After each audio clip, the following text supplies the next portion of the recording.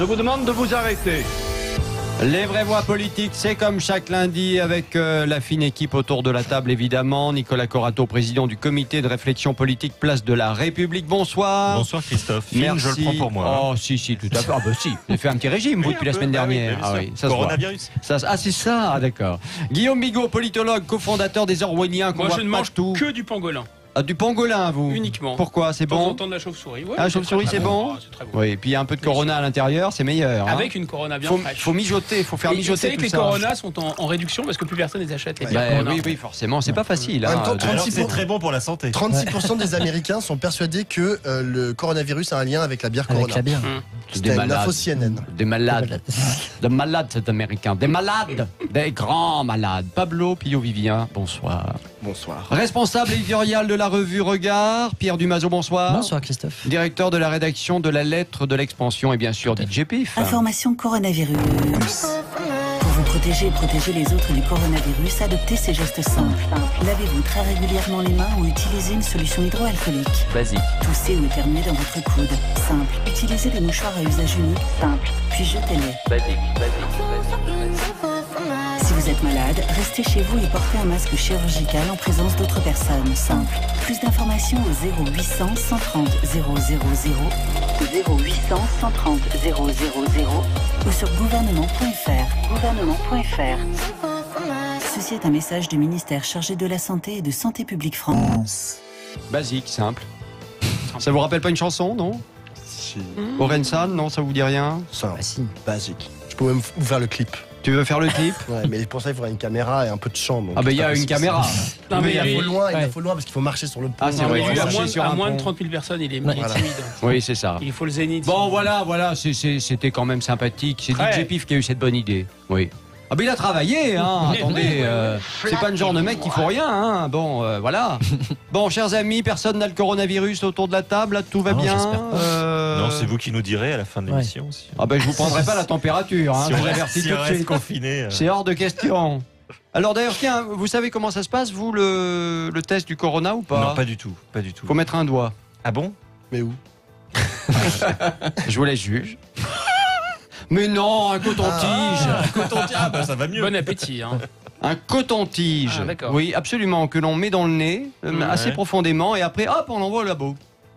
Et là, on sait si, effectivement, quelques heures après, si oui ou non on est atteint. Mais le doigt, voilà. Exactement. Bon, le président annule ses rendez-vous de la semaine pour se consacrer au coronavirus. C'est une bonne décision ou pas? Tiens, Pablo. Bon, enfin, il est pas médecin, donc je vois pas trop à quoi ça sert. Qu'est-ce qu'il va faire? Le Il va docteur faire- Macron. Il va pas faire des tests avec son Vous coton-tige. connaissez pas le enfin. docteur Macron? Non, mais on attend de lui C'est comme le docteur Macron. comme de Véran, comme du ministre de la Santé, qui Oui. nous Respectez-le un peu, le ministre, s'il Non, vous mais plaît. je le respecte Véran, totalement. Véran. Je le respecte totalement, mais on attend d'eux qui nous donnent un cadre en fait pour lutter contre cette épidémie. Pour l'instant, bon, à part la panique généralisée en France, parce que là, ça commence vraiment Ah à, ben, cette à monter. décision tient du président, ça contribue à la panique, à votre avis? Le fait de dire j'annule tout, je reste à Paris. Bien sûr. Ouais. Parce que qu'est-ce qui protège lui-même? Enfin, genre, je veux dire, il a peur de serrer des pattes, c'est ça? Ah, visiblement, il n'a pas le coronavirus, L'Élysée, c'est ce qu'a voilà, dit l'Élysée dans l'après-midi, hein, parce que tout le monde a dit oh là là, Ouais. s'il annule, c'est peut-être qu'il y a Bah le oui. coronavirus. Vous avez vu que le pape a l'air d'avoir un petit rhume, là. Eh ben, il éternue. Il éternue. Le pape éternue, oui. Donc on C'est sait le pas Saint-Esprit. trop. C'est le Saint-Esprit, oui, exactement. Bon, eh ben écoutez, on va bien voir. En tout cas, ce qui est sûr, c'est qu'on peut plus serrer la paluche. Je suis désolé. Hein, Ouais, vous il voulez faut me se serrer la cogner le paluche coude. quand même ou pas? oui, moi je vous sers la Oh, paluche. ben c'est bien. Voilà, exactement. Bravo. Un kamikaze. Un kamikaze. sur le gel. Ah, on est content de retrouver des. On a C'est son l'impression côté- d'être c'est son côté extrêmement transgressif. courageux, Ouais, quand c'est le même. côté transgressif de l'histoire. Rebelle. T'aurais été bien au César, toi. Ouais. Mais Ah oui, oui. parce que j'aime bien Adèle Avec Haenel. Florence Foresti, t'aurais été Ouais, super. Ouais. Bon, chers amis, dégainez le 49.3, ça c'est l'autre info. Pour faire passer en force le texte sur la réforme des retraites alors qu'on est en pleine crise du coronavirus et qu'on interdit quelques heures avant cette décision les rassemblements de plus de 5000 personnes, donc en gros les manifestations, même si demain ça va quand même manifester dans les rues au final. C'est choquant ou pas? Allez, on y va. Pablo, tiens, pour commencer, honneur aux Bah jeunes. oui, qu'est-ce que vous voulez que je dise? Enfin oui, c'est hyper choquant. Enfin, je veux dire, il y avait un débat parlementaire qu'ils avaient déjà tronqué en actionnant la procédure accélérée. Et maintenant, on nous dit ah bah non, en fait, on n'ira pas au-delà de l'article 7, et puis on n'acceptera que les amendements de LREM, et puis voilà, vous votez le texte en l'état. Bon, c'est encore une fois s'asseoir sur tout ce qui représente précisément la représentation nationale et bafouer complètement le droit des parlementaires à amender un texte qui, en plus, méritait sacrément d'amendement. Tiens, vous savez qu'il y en a un qui vient de mettre son grain de sel, il s'appelle François Hollande. Ouais. Ah si, il est toujours en vie, absolument. Il n'a pas le coronavirus, visiblement. Et il dit le recours au 49.3 crée une colère de plus dans le pays. Voilà. C'est C'est pas un gars qui sort avec une actrice, c'est pas ça Si, c'est ça, une oui. blonde, très jolie, Je crois qui qu'on tombe est- pas souvent quand même, hein, D'accord. mais Julie Remarque Gaillet, Hollande avec son casque, il risque pas d'attraper le coronavirus. Ah, ben voilà, il faut qu'on ait tous un casque de moto sur la tête. Hein, voilà, du mazo, C'est vous Sur le 49.3 Ouais. ou sur le casque sur le 49 ah, vous pouvez voter 49.3 Sur avec le le 40 casque. Sur le 49.3, je sais pas si je dirais que c'est choquant, ça l'est pour l'opposition, c'est faible. Voilà, moi je C'est dirais faible, que c'est faible. c'est-à-dire C'est-à-dire que c'est une arme pour les faibles. Quand on n'arrive pas à tenir sa majorité, Enfin, quand on c'est n'arrive une pas arme à avoir que un l'on débat a mis dans la serein. Constitution, Oui, que le pourquoi général de Gaulle Oui, a mais mis dans la attends, Constitution. oui, mais Christophe, attends, pourquoi ça oui, mais- sert bien à quelque chose. Oui, et donc pourquoi on l'a mis dans la Constitution ? Aujourd'hui, on nous explique que c'est parce qu'il y a une obstruction parlementaire, parce que les débats durent trop longtemps, dans une ambiance extrêmement délétère, et c'est vrai, sauf que pourquoi on a créé le 49.3 ?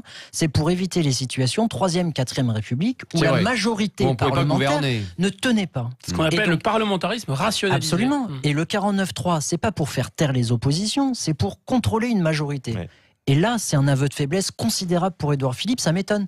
Même d'ailleurs de la part d'Édouard Philippe, qui en Enfin un là, sens a quand été un même, petit peu enfin, courageux. on va en débattre dans un instant. Moi, je suis pas tout à fait d'accord avec vous. Bah, parce pourquoi que cette majorité, M'étonne elle aurait pas. voté presque d'un seul homme, tout ça. Vous Eh le ben, savez eh ben, bien. Donc il n'y avait pas besoin. Non, mais il y c'est avait pour pas museler besoin- l'opposition. mais c'est pas Mais non, besoin, c'est C'est plutôt vrai, pour vous museler avez raison, l'opposition. Christophe, il n'y a plus besoin de débat à l'Assemblée Ben, ne nationale. débattons pas, voilà. Ce serait beaucoup Et- plus et- simple. et terminer- Ça serait beaucoup plus simple si on les faisait voter en une fois, d'ailleurs. Mais oui. Eh ben, à la limite, ils ouvrent même pas la loi, on fait un seul vote, vous êtes d'accord, pas d'accord. Voilà. Et puis voilà, ça passe. C'est C'est vrai que ce un- serait beaucoup plus Une simple. démocrature. On leur met une puce ou Ah, une ils votent démocrature. depuis leur téléphone. Non, c'est Enfin, un faut bel tout aveu de imaginer. faiblesse, ce 49. Allez, on va débattre dans un instant, évidemment, l'utilisation du 49.3 par Édouard Philippe pour faire passer le texte sans vote à l'Assemblée. Est-ce un coup de force contre la démocratie ? C'est la question. 0826 300 300, vous êtes les bienvenus. À tout de suite. Des actes, des actes. Qu'est-ce que je vais devenir? Je suis ministre, je ne sais rien faire. Le tour de table. De l'actualité. Ah, je suis mené à la baguette. Hein. Ah non, mais c'est vrai, hein, la régie me donne des ordres. Hein. C'est scandaleux, hein, n'est-ce pas ? Bon. Guillaume Bigot, qu'est-ce qui vous marque dans l'actu ?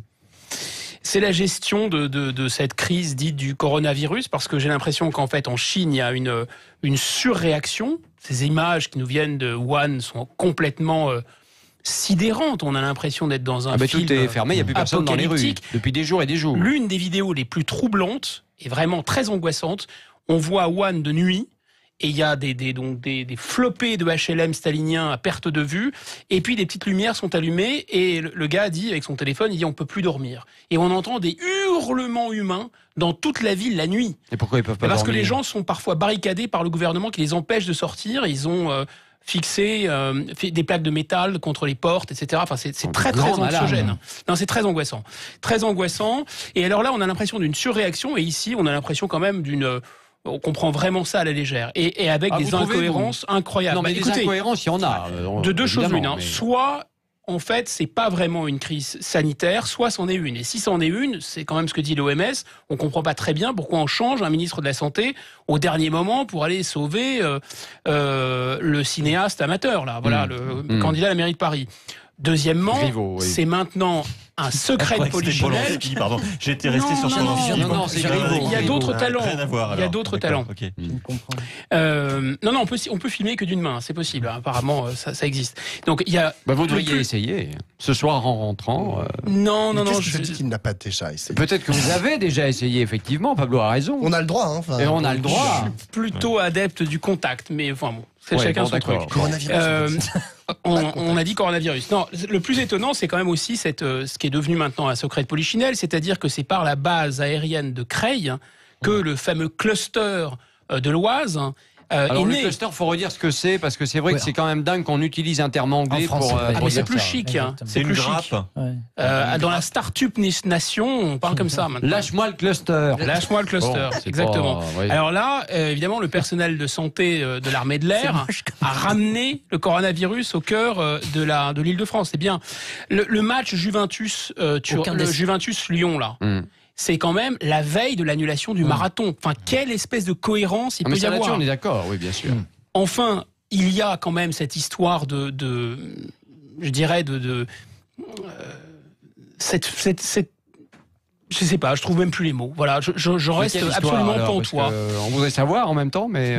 Non, ce qui est quand même étonnant, c'est que ce coronavirus est probablement le signe, va mettre en lumière le manque de moyens des hôpitaux. C'est-à-dire que... Ah, bah on en je parlait croyais que avec. vous alliez encore parler de l'islam. Non, Je non, m'attendais- arrêtez. je m'attendais à un lien avec Arrêtez. l'islam. On Non, en il y a pas parlait aucun avec, lien l'islam. Arrête avec ce populisme. On en ça parlait suffit. avec le docteur Kierzek tout à l'heure qui était là et qui disait qu'en réanimation, oui, il allait sûrement y avoir un manque Bah de oui. lits si jamais il y avait un certain nombre de gens qui devaient y aller. Voilà, bon, Parce on qu'on verra parle bien. d'un taux de létalité qui est relativement faible, ça c'est vrai. Mais en revanche, il y a de 10 à 15% des patients infectés qui déclarent quand même des pneumonies assez aiguës.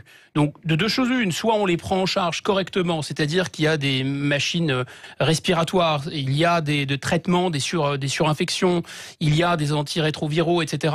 Donc, il y a des places, Ouais, il y a pour des lits l'instant, il n'y en a pas d'hôpitaux. tant que ça, visiblement. hein, C'est bien le finalement. problème. C'est bien le problème. On se demande Voilà. si le traitement chinois de la crise, qui a l'air extrêmement violent quand même, Bah, c'est plus de la dictature qu'autre chose. Ils C'est ont de la trouvé la dictature. solution pour bien serrer la est-ce vis. que c'est pas un moyen Voilà. de cacher la misère sanitaire? Et est-ce que cette misère sanitaire va pas éclater chez nous? Ah oui. Oh, C'est ça la peut-être question. pas quand même à ce point-là. Non, on n'en est bien sûr pas à ce point-là, mais enfin, l'hôpital public, l'assistance publique, alors en particulier les hôpitaux de Paris, et pas sur tout le territoire, l'assistance Bah oui, publique c'est la est à même chose l'os. partout, hein. Elle est à À l'os. Toulouse, à Marseille, Voilà, c'est pareil. on n'a pas suffisamment de lits pour faire face aux besoins hors d'une pandémie. Donc si on ajoute l'effet pandémique, je pense que ça va être vraiment gratiné. Pablo, qu'est-ce qui vous marque dans l'actu? Alors moi je voudrais vous parler d'un incident, enfin non, même d'un drame en fait qui s'est déroulé à Kahani, à Mayotte, vendredi dernier, et que j'ai appris ça via France O, qui va Ouais. bientôt disparaître d'ailleurs. Donc Oui, c'était la chaîne chaîne de télé, d'outre-mer. voilà, qui a été dédiée Une aux bonne chaîne, Outre-mer. hein, d'ailleurs. Service Exactement, public. et qui va Très bonne disparaître en août prochain. Et donc j'ai vu dans le journal Décision donc, de France politique, O, là, hein, de totalement disparition de politique, chaîne. exactement. oui. Alors ils vont le mettre dans un espèce de gros truc dans lequel qui va s'appeler France Première, ou dans lequel va y avoir une web télé, une machin. Mais en fait c'est pour le faire Ouais, disparaître et pour donner moins de fric. Et donc j'ai appris donc que dans ce il y a des événements voilà violents qui se déroulent dans ce lycée depuis maintenant plusieurs jours, liés donc À si Mayotte, j'en crois, hein, c'est ça. c'est à Mayotte, ouais, C'est dans un le lycée. lycée de Kahani. Donc le délégué CGT dit que le climat est anxiogène parce qu'il n'y a pas assez de moyens, parce qu'il y a des problèmes liés en fait à des trafics qui seraient autour du lycée, etc. Et donc il y a une bande de gens cagoulés qui a fait irruption dans ce lycée vendredi dernier. Les gendarmes sont intervenus avec force lacrymogène, et ils ont envoyé une grenade lacrymogène qui a atterri dans la cour d'une maison qui était juste à côté, et il y a un bébé, un nourrisson qui est décédé voilà vendredi dernier, donc à côté de ce lycée.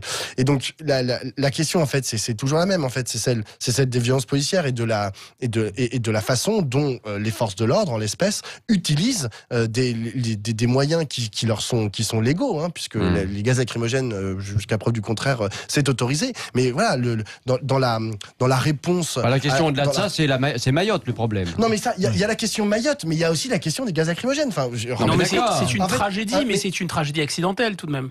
accidentelle. Rendez-vous compte, aujourd'hui, on est en France métropolitaine ou pas d'ailleurs, il y a des manifestations dans lesquelles on utilise des gaz lacrymogènes, mais vous pouvez même pas imaginer. Enfin, je sais pas si vous faites Oui, des non, mais manifestations, je mais c'est sais bien. monstrueux. Mais Oui. vous avez quelqu'un qui passe en poussette, avec un nourrisson, et c'est son droit le plus absolu.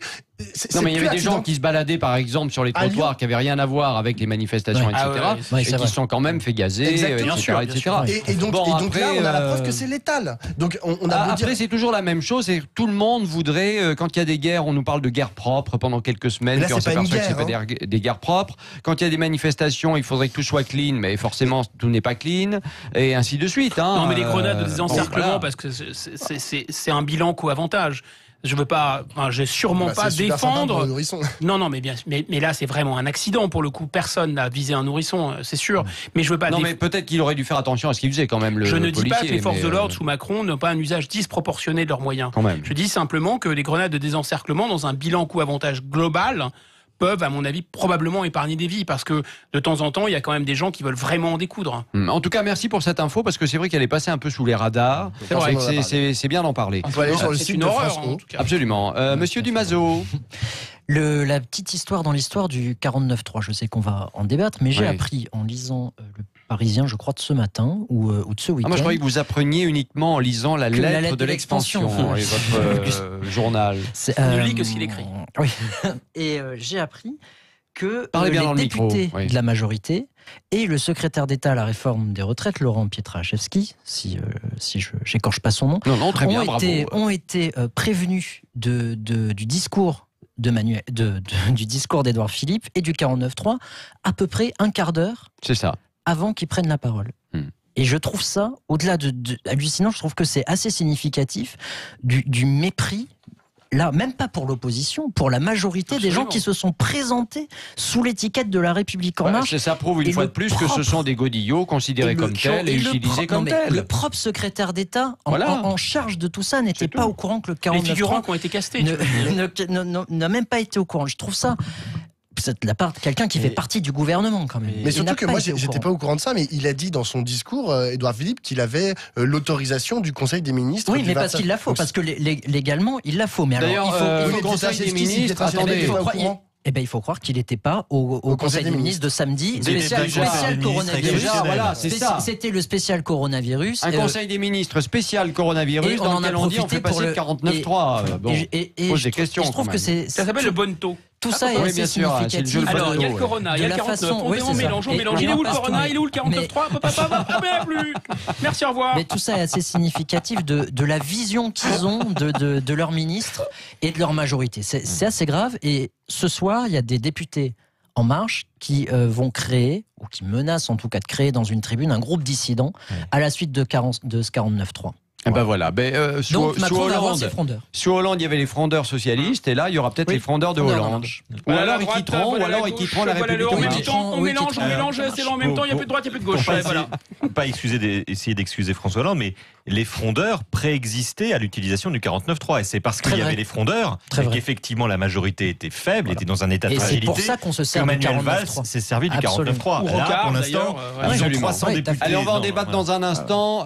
Corato, vous avez 2 minutes pour convaincre. Oui, merci beaucoup. Moi, je voulais vous parler d'un sujet sur lequel on pourrait avoir autant de politique commune avec l'Union européenne que sur le coronavirus. C'est ce qui se passe à la frontière gréco-turque actuellement. Hallucinant. Hein. Où Erdogan a rouvert effectivement les vannes et se sert de la pression démographique et des familles qu'il jette sur les routes comme d'une pression et d'une arme par rapport à l'Union européenne. Il est sympathique, lui. Il faut quand même rappeler une chose, c'est que donc on parle de Syriens qui depuis déjà pas mal de temps sont en Turquie. Oui. Hein, voilà.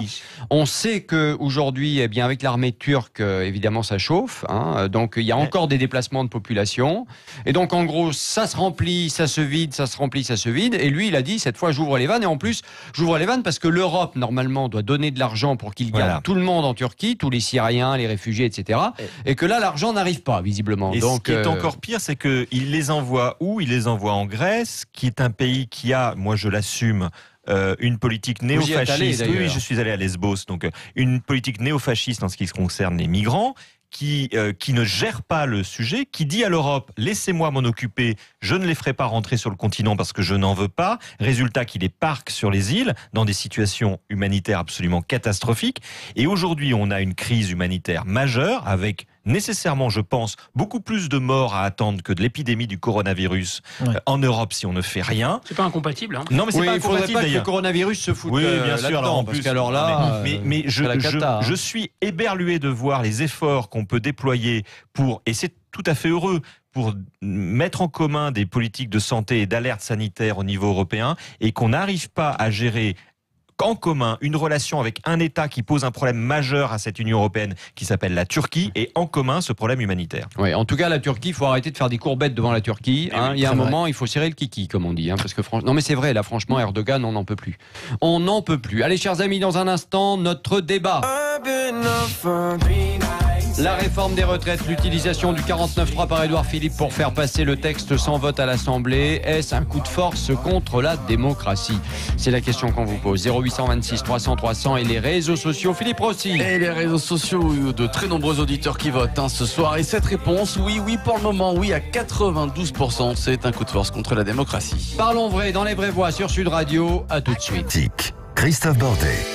Les vraies voix politiques sur Sud Radio sont bien là, coronavirus ou pas d'ailleurs. Nicolas Corato, président du comité de réflexion politique Place de la République, Guillaume Bigot, politologue et cofondateur des Orwelliens, Pierre Dumazeau, directeur de la rédaction de la Lettre de l'Expansion, et Pablo Pio-Vivien, responsable éditorial de la revue Regard. Notre débat, réforme des retraites, l'utilisation du 49.3 par Édouard Philippe pour faire passer le texte sans vote à l'Assemblée.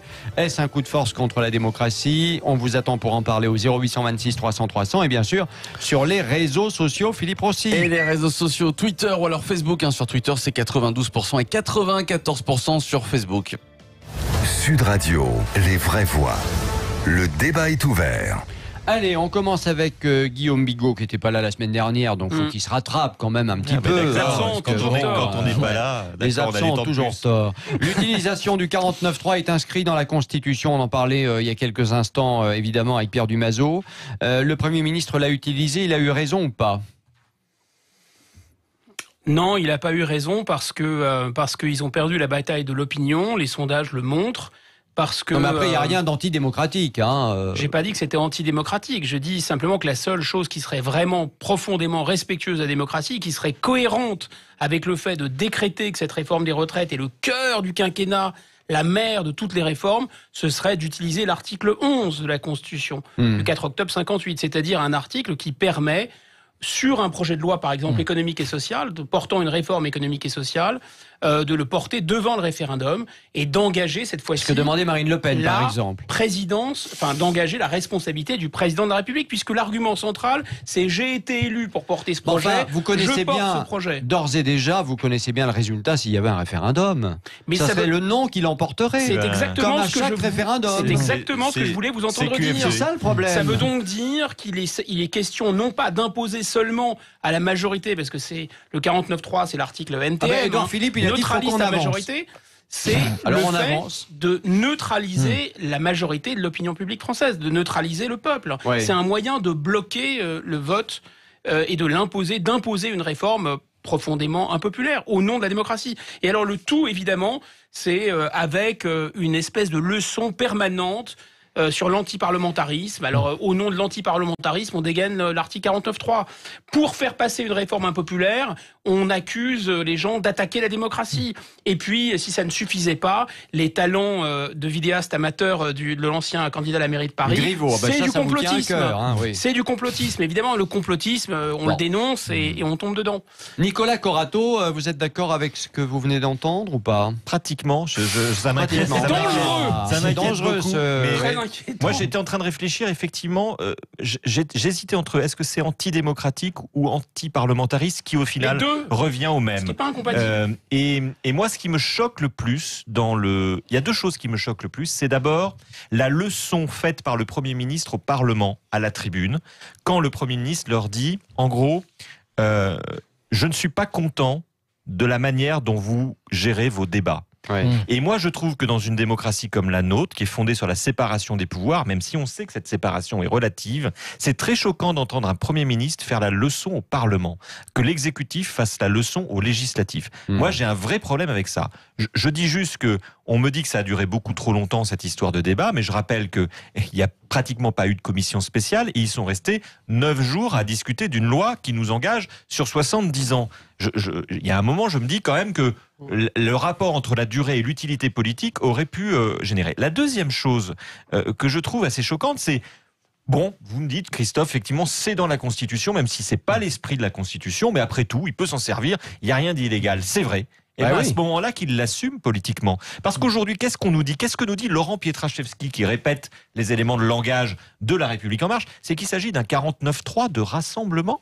Un 49.3 de rassemblement parce que le projet qui va être présenté inclurait des amendements qui auraient été issus de certains groupes d'opposition, même des syndicats. Mais quand on fait un 49.3 et qu'on a 300 députés à sa botte, on ne prend même pas la peine on assume son choix politique, on assume le passage en force, quitte à dire aux Français, on ne veut pas prendre du temps auprès du Parlement. Il y a vraiment que quelques amendements, mais vraiment à la marge, qui ont été effectivement conservés. Donc cette histoire du débat qui dure trop longtemps et des parlementaires qui détourneraient la procédure parlementaire, ça me fait penser aux policiers quand vous êtes en garde à vue, qui vous disent mais la procédure pénale, les démarches, les paperasses. C'est un peu facile ce que vous dites. C'est pour protéger la démocratie. C'est un peu facile parce que pardon de le dire, mais la France insoumise, elle a aussi joué son petit jeu. Non mais attendez, avec tout un tas d'amendements où on a juste remplacé un mot, une ligne, etc.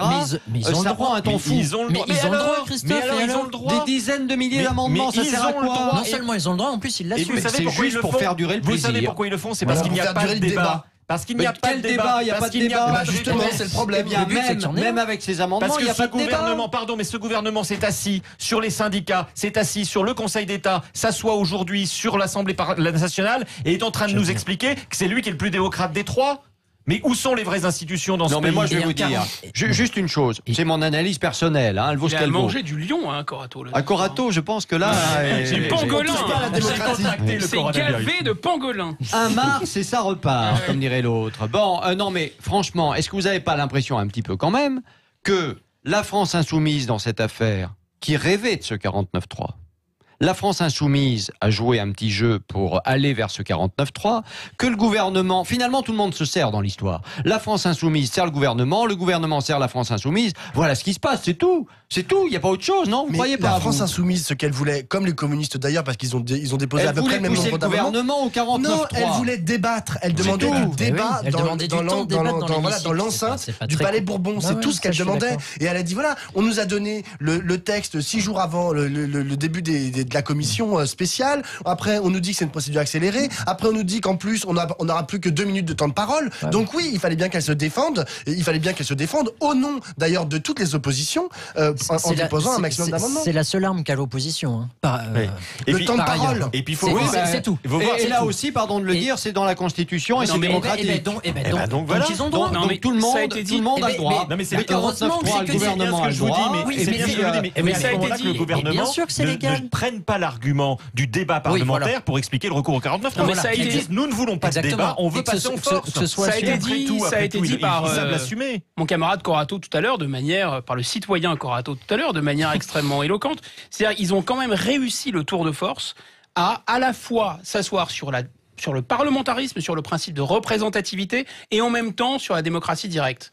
Alors, soit on joue la carte de la démocratie contre la représentation en disant finalement ces députés ils sont élus et ils représentent la majorité donc laissons-les faire leur travail. Et au nom finalement, on peut préférer l'opinion publique.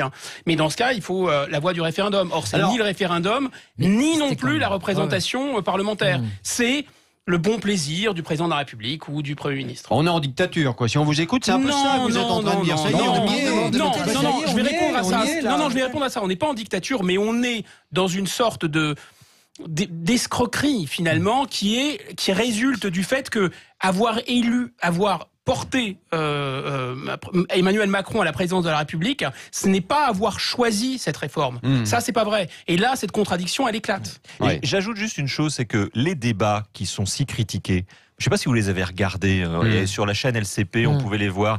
Ils étaient quand même de très grande qualité. Il y avait tout. Mais moi, j'avais du débat sur mais j'ai trouvé que sur certains sujets de fond, ça permettait, y compris en 1 minute, j'ai trouvé que c'était très pédagogique et que les interventions, y compris parfois de la LREM, pour défendre leur texte, quand même éclaircissaient et nous permettaient d'y voir plus clair. Oui, puis il y a des lièvres d'ailleurs qui ont été levés, je crois, à l'occasion de ce débat. Mais combien ne l'auront pas été? C'est ça le sujet. Combien de lièvres ne l'auront pas été? Donc ils veulent escamoter le débat, de toute façon. En même temps, ce texte va quand même se retrouver au Sénat. Et là, c'est plus la même sauce. Là. Mais oui, non, mais là, c'est plus la même sauce. Non, c'est plus la même chose, d'autant que moi, c'est ça qui m'inquiète aussi quant à l'utilisation du 49.3, c'est que j'ai l'impression surtout qu'il va être complètement inutile. Parce que précisément, d'une part, il y a le Sénat, que le Sénat, contrairement à l'Assemblée nationale, est totalement maître de son agenda, et que aujourd'hui, il est présidé plutôt par l'opposition, par LR. Et dans la Constitution, oui. C'est vrai. Et dans la Constitution, le Sénat peut déclarer un texte irrecevable dès son arrivée à l'étude. Ça, il le fera pas. Ça, je ne pense pas. Ça, je pense pas qu'ils le feront. En revanche, ce qu'ils peuvent faire, c'est dire, nous, on va prendre 3 jours par semaine, 3 heures. C'est une opposition molle. Non mais non. Les LR au Sénat, c'est une opposition molle. Pardon. Je suis pas loin d'être d'accord avec Christophe pour une fois. Parce que moi, ce que je sens pressant, c'est que les Républicains qui ont été très prudents sur le sujet, qui ont été beaucoup moins... Ils ont déposé une motion de censure. Pour faire joli. Pour faire joli, ils sont des faux. Ils ont envie de laisser le gouvernement aller dans le mur. Les Républicains sont des fourbes et des faux. Toujours plus, encore un adjectif. En fait, cette réforme des retraites, ils en ont rêvé et Macron l'a fait, c'est évident. Donc c'est là le problème, c'est qu'effectivement, ils ont rêvé. Je me rappelle qu'il y a des sénatoriales à la rentrée scolaire prochaine et que vous avez encore une grosse majorité des Français. Ça se joue au municipal, là. Ça se joue là maintenant. Ça se joue avant le Sénat. Ça se joue avant le Sénat, oui, mais ils ont besoin de dire à leurs ouailles, à leurs administrés, regardez, on s'est bien battu sur la réforme des retraites. Parce que c'est vrai qu'être macroniste, c'est pas le plan com idéal. Non, exactement. Et surtout, comment porter leur réforme. C'est vrai qu'ils ont besoin de faire passer ce message-là parce qu'il y a un maximum de maires LR à ce moment-là, évidemment, qui doivent être élus pour qu'après il y ait les sénateurs qui soient aussi LR en majorité au Sénat. Cela étant, moi je suis absolument pas certain que dès que le texte arrive au Sénat, on dise non, irrecevable. Non mais ils peuvent. Par contre, ils peuvent très bien dire on va l'étudier. Non mais par contre, ils peuvent dire. Par contre, ils peuvent dire on va l'étudier 3 heures par jour. Vous êtes aveuglé par votre droite du Mazo. Tu peux pas dire que vous êtes aveuglé. Mon cher Christophe, vous pouvez pas dire que les Républicains sont tous des faux opposants. Mais c'est pas vrai. Ce sont des faux opposants. Mais c'est faux. Mais c'est pas faux. Ce sont des faux opposants. Je suis désolé de vous le dire, c'est vrai. Non. Gérard Larcher, depuis le premier jour de la présidence Macron, il s'oppose. Mais Larcher, il joue de la mandoline. Non, mais ils sont très forts. Non, mais ils arrivent à faire du Sénat. Ils arrivent à faire du Sénat et en général des corps intermédiaires, les défenseurs de la sociale. Enfin, c'est quand même extraordinaire. Ils ont un talent fou, ces gens-là. Allez, on va poursuivre le débat dans un instant dans Les Vraies Voix sur Sud Radio. Réforme des retraites, l'utilisation du 49.3 par Édouard Philippe pour faire passer le texte sans vote à l'Assemblée. Est-ce un coup de force contre la démocratie? 0826 300 300 et les réseaux sociaux. Philippe Rossi. Et les réseaux sociaux, notamment le compte Twitter de Sud Radio, c'est toujours un grand oui à 92%. Et Didier qui nous dit sur Twitter, quand le gouvernement a la majorité absolue à l'Assemblée nationale, il n'a pas besoin du 49.3, on en parlait. Il l'utilise juste pour accélérer la procédure juste avant les municipales. C'est son avis. Bon, Dumazo va redescendre un petit peu, il va décompresser, puis on revient dans un instant, à tout de suite. Bon, Guillaume Bigot. Allez, il éternue en plus. Bravo. Bon, non, c'était pas vous, c'était un enregistrement. Spécial dédicace à Hatcho. Spécial dédicace à Hatcho. Absolument.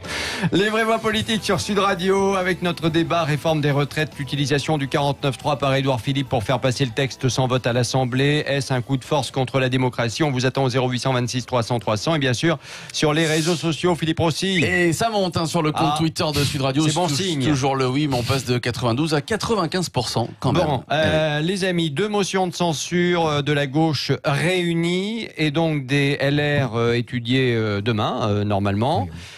C'est pas ça qui va faire tomber le gouvernement, on est bien d'accord, ça sert à rien ces motions de censure. C'est dans les textes, mais ça sert à rien. Ça sert pas à rien, ça sert à montrer officiellement son opposition, mais c'est vrai qu'il faut une majorité de députés pour qu'elle soit adoptée. Ce qui ne va pas être le cas. Ce qui ne sera pas le cas. Ça sert à rien peut-être pour faire tomber le gouvernement. En revanche, ça va servir aux oppositions à produire un discours de politique générale qui élèvera un peu le niveau, je pense. Enfin, moi en tout cas, c'est ce que je demande à mes représentants, c'est que ça soit l'occasion pour les différents patrons de chaque groupe d'opposition de prendre la parole et de dire bon bah voilà, ça c'était le projet que nous avait au lieu de réfléchir sur chaque amendement et chaque virgule, là ils vont avoir l'occasion de dire. Ça force à prendre de la hauteur. Exactement. Ils vont devoir dire bon bah voilà, ça c'est ce vers quoi voulez vous emmener le gouvernement. Nous, voilà notre projet de société. Tu as raison, Pablo. Moi, j'attends avec impatience le discours de politique générale de Gilles Legendre. J'espère méchant avec Gilles Lejean. Il est trop intelligent, on comprend pas ce qu'il dit. Qui est le patron du groupe La République En Marche à l'Assemblée nationale. Sur le scénario en lui-même, quand même, de ce 49.3, il faut y revenir et puis s'y arrêter un petit peu.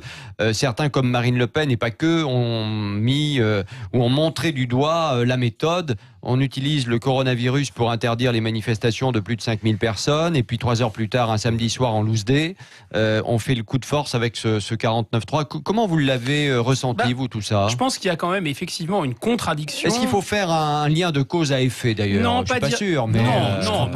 C'est quand même diriger et faire de la politique, quand même utiliser les circonstances. Oui. Donc on ne peut pas accuser le gouvernement de ne pas chercher à utiliser les circonstances de la manière la plus habile possible et la plus à droite possible. Ce qui est sûr, c'est qu'il y a une contradiction entre le fait de décréter une sorte d'union nationale parce qu'il y a une menace de pandémie, parce qu'il y a le coronavirus qui arrive, et donc demander à tout le monde de s'unir de manière consensuelle, et en même temps de forcer la main ou de briser le poignet de l'opposition. Ça, c'est contradictoire. Et ça, c'est fait en même temps, comme dirait l'autre. Comme d'habitude. Comme d'habitude. Bah oui. C'est un peu toujours le même scénario qui est utilisé par. Mais si on avait l'esprit mal tourné, pardon de te couper, mais si on avait l'esprit mal tourné, on pourrait se dire aussi qu'il y a 2 calculs cyniques. Le premier calcul cynique, le coronavirus va calmer tout le monde, on va penser à autre chose. Et puis quand on va voir un scénario de film Hollywood avec le 15 qui arrive débarquant en tenue de scaphandrier, c'est vrai que ça va un peu calmer tout le monde. Donc là, on va penser à autre chose qu'à la réforme des retraites. Et deuxième calcul cynique, en fait, finalement, on peut pousser les gens un peu à la faute, puisqu'on coupe le kiki, si j'ose dire, de l'opposition. On empêche aussi la majorité de débattre des articles. Et donc, on va passer ça en force. Donc, c'est un moyen quand même de rallumer les feux de la contestation et de pousser les gens dans la rue. Donc, et pourquoi c'est un calcul cynique? Parce que si ça tournait mal, Emmanuel Macron sait qu'il y a un réflexe quand même assez légitimiste. S'il y a des blocs à nouveau, s'il y a du grabuge, les gens, et surtout la droite d'ailleurs, et surtout son petit électorat pour l'épargne, là, les gens qui vivent sur leur bas de laine et qui ne rêvent qui n'ont qu'un fantasme, qu'une ambition pour la France, c'est de rembourser jusqu'au dernier euro la dette. Voilà, tous ces gens-là, ils seront assez contents qu'on tabasse les manifestants. Bon, très bien, dites-moi. Oui, merci, c'est gentil. Pierre Dumazeau. Non, il y a quand même un timing un peu étrange, parce que le bruit de la semaine dernière, ou ce qui se disait la semaine dernière, c'était décision d'un 49.3 cette semaine, application la semaine prochaine, donc demain. Complètement faux. Et donc, ils ont accéléré, et je ne comprends pas la volonté. Parce que je l'ai entendu, ça. Oui. Dès le milieu de la semaine, ça y était, j'ai entendu des journalistes, des chaînes d'infos en continu dire dès le milieu de cette semaine, ça y est, la réforme des retraites est appliquée. Des malades. Et en fait, faut se renseigner un petit peu avant de dire des conneries, mais les journalistes, j'en peux plus, moi. Ah bah oui, je comprends pas cette accélération, effectivement, un peu curieuse, que ce soit dans le week-end, avec un conseil des ministres, coronavirus, 49.3, on sait plus trop.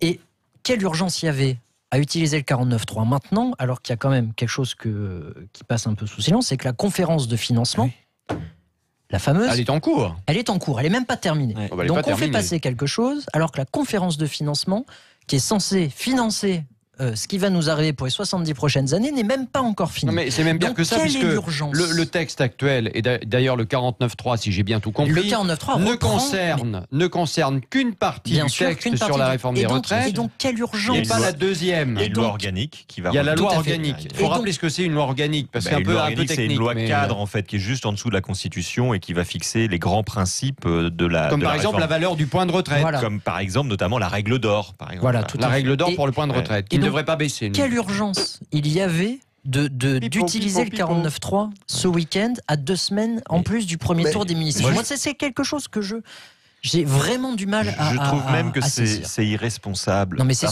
politiquement, c'est stupide. Quelles conséquences ça peut avoir sur l'opinion publique, Je ne veux pas imaginer que le gouvernement ait des mauvaises intentions, mais les gens qui nous gouvernent sont des gens intelligents. Arrêtez sont des gens intelligents. Et bon, il y a une épidémie annoncée de coronavirus. Moi, je crois le gouvernement et les experts quand ils nous disent que ce sujet est sérieux. Si ce sujet est sérieux, il faut changer le niveau de sensibilité au complotisme dans ce pays, Quand on sait que ce gouvernement s'est lui-même battu contre les fake news, on profite pas d'un Conseil des ministres exceptionnel et centré sur le coronavirus pour en sortir, pour aller à l'Assemblée annoncer le 49.3. On sait très bien qu'on va lancer dans le pays la discussion que nous avons aujourd'hui pour savoir si ça... Mais les gens ne comprennent pas ce qu'on leur raconte. Et moi, je trouve ça irresponsable et dangereux. C'est ça qui est étrange, c'est que politiquement, c'est... Mais c'est du populisme. C'est au-delà de maladroit.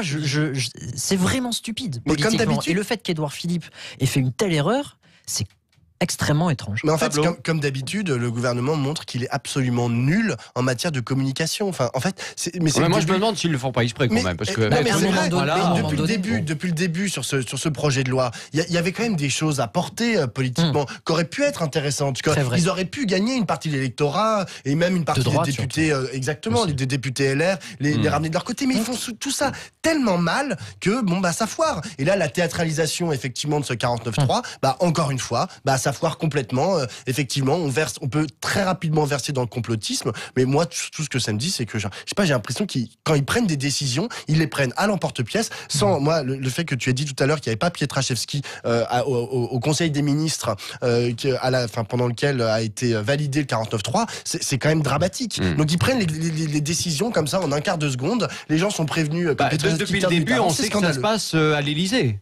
Oui, d'accord, le président décide de tout. Mais que les gens prennent du temps. Pour les retraites, quand même, pardon, Christophe, tout se passe à Matignon. C'est vrai. Et c'est Matignon qui a d'ailleurs fait signer une sorte de chèque en blanc au président de la République. Mais là, ça prouve quand même que Philippe et le président de la République, le Premier ministre et le président de la République sont vraiment faits pour s'entendre. Ils fonctionnent de la même manière. Pas d'accord, parce qu'il faut dire quelque chose, c'est que Édouard Philippe a quand même freiné pendant 10 jours. Alors que le chef de l'État lui disait, le résultat est le même. Mais parce qu'il n'a pas le choix. Mais parce que ça reste le Premier ministre. Le résultat est le même. Mais parce que ça reste le Premier ministre. Mais s'il n'est pas d'accord, il a qu'à démissionner. Il a qu'à démissionner en étant tête de liste au Havre et puis terminé. Mais c'est toujours la même chose. C'est pas l'intérêt général qui les intéresse, c'est leur intérêt personnel. Donc on en est là. On verra quand il aura été élu au Havre, s'il reste ou pas. Mais on voit ces axes quand même qui se dessinent du quinquennat Macron. C'est-à-dire il y a des axes assez structurants. Il y a un axe qui est très structurant, c'est le mépris de l'opinion publique et de la. Ça c'est vrai. Il y a vraiment une espèce de mépris de fer en fait. On peut tout leur faire gober. Plus c'est gros, plus ça passe, etc. Et le gendre a vendu la mèche. Il a dit on est trop intelligent, les gens ne comprennent pas. Deuxième axe structurant, c'est vraiment la comptabilité. C'est vraiment un gouvernement de comptables. Tout, c'est combien ça coûte, combien ça rapporte, etc. Et ça, c'est extrêmement structurant. Tout ce qu'ils font est complètement axé sur cette histoire de vouloir limiter les dépenses. C'est leur obsession. Et pour le coup, il y a une véritable cohérence. Et on peut dire qu'ils ont un certain courage. Vous savez, c'est Clémenceau qui disait un truc absolument épouvantable de Lyotet. Il disait, cet homme a des couilles, dommage que ce ne soit pas les siennes. Il a des couilles au cul, dommage que ce ne soit pas les siennes. On pourrait dire du président de la République, sans être trop insolent, il a aussi des corognaises, mais ce ne sont pas les siennes, ce sont celles de Bruxelles, en fait. C'est ça le problème. C'est que tout ce qu'il fait, c'est guidé par ce remboursement, par cette politique. Est-ce que tout ça... Pour Lyotet, c'était matinée d'homophobie, quand même. Oui, un petit peu, quand même. Oui. Je te le rappelle. Bon, il n'était pas homophobe, Clémenceau. C'était plutôt un mot un peu leste, un peu grivois. Donc on était à une autre époque. On pouvait dire des choses. Non, il y avait. Oui, après, il y avait des choses très. Oui. Non, mais on va pas faire le débat là-dessus. On va pas faire un procès en sorcellerie à Clémenceau. Moi je propose qu'on ait Virginie Despentes. Juste une chose pour terminer, parce que je crois que c'est important quand même. D'abord, est-ce que ça crée oui ou non de la frustration dans l'opinion publique ? Ça, c'est la première chose. Le fait que ça se passe comme ça, puisqu'il y a déjà des frustrations antérieures que l'on sait maintenant. Et puis deuxièmement, est-ce que demain il y a des manifestations ? Est-ce que vous croyez vraiment que les opposants et les syndicats vont arriver à mobiliser sur le sujet? Ça me paraît un peu compliqué, moi, personnellement. Je ne sais pas ce que vous en pensez les uns les autres. Pablo, peut-être pour commencer. En fait, je pense que déjà, il y a eu un communiqué de presse de l'ensemble des organisations syndicales qui sont dans l'opposition par rapport à ce projet de loi et qui ont appelé, c'était un peu étrange, à une journée de mobilisation, mais le 31 mars. Donc, ils ont publié ça ce matin. Donc, il y en a une demain. Il y en a une demain, mais alors demain, c'est beaucoup plus flou. C'est des rassemblements, enfin, on comprend pas trop. Mais on comprend pas pas trop où c'est, pourquoi, etc. Exactement.